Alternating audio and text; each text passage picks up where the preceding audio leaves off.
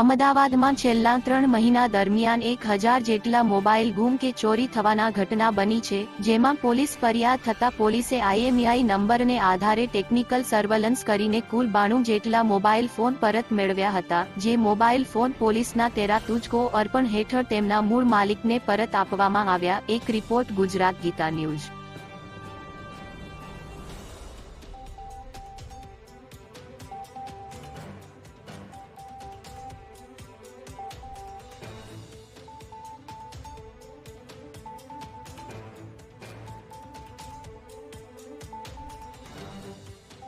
Mobile સુવિધાનો દૂર થયેલાથી અત્યારે લોકોને પરત આપવામાં આવે છે અને આખી સુવિધા મોબાઈલ શોધવામાં આવે અમદાવાદ સર્વેલન્સ પોલીસ સ્ટેશન દ્વારા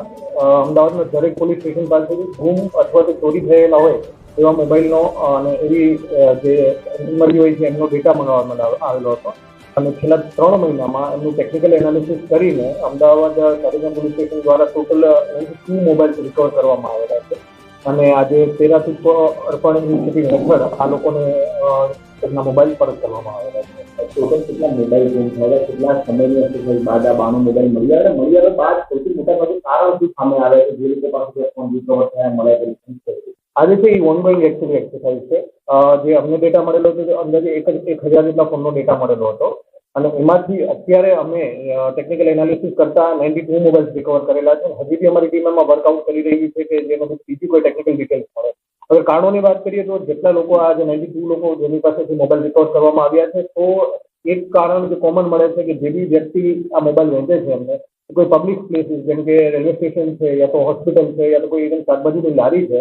ત્યાં એમને ઇમરજન્સીમાં પૈસાની જરૂર છે, ઘરમાં કોઈ બીમાર છે, એમની પાસે પૈસા ન હોય તો આ મોબાઈલ આપીને 3000માં અથવા 4000 રૂપિયા એમની પાસે લઈને આવી રીતના મોસ્ટલી મોબાઈલ આ બધા આપેલા છે. એટલે આ બાબતમાં અમે લોકલ પોલીસ સ્ટેશન સાથે મળીને એ બી વર્કઆઉટ કરી રહ્યા છીએ કે કોઈ ગેંગ કામ કરી રહ્યું છે એમને પકડવા માટે બી અમે આગળ કાર્ય કરી રહ્યા છીએ. મોબાઈલ બિનવારસી મળી રહ્યા છે, લોકોને કહેવું છે કે કોઈ જગ્યાએ પડ્યો છે મને વાપર્યો છે, પણ આ જે મોબાઈલ 92 મોબાઈલ અત્યાર સુધી જે ગુમ થયેલા છે ક્રિમિનલ એક્ટિવિટીમાં તેનો ઉપયોગ થયો હોય અથવા તો ફેમિલી તો અલગથી તપાસ થશે કારણ કે આ સમયગાળા દરમિયાન જ્યારે ફોન માલિક પાસે નતો એ સમય દરમિયાન અત્યારે જેટલા મોબાઈલ રિકવર થયા છે એમાં કોઈ એવી એક્ટિવિટી બહાર આવી નથી કે જે ક્રિમિનલ એક્ટિવિટીમાં આ મોબાઈલ નંબર યુઝ થયા હોય. બીજા બી મોબાઈલનો જે અમે ટેકનિકલ ડેટા એનાલિસિસ કરીએ છીએ એ એંગલથી બી અમે તપાસ કરી રહ્યા છીએ.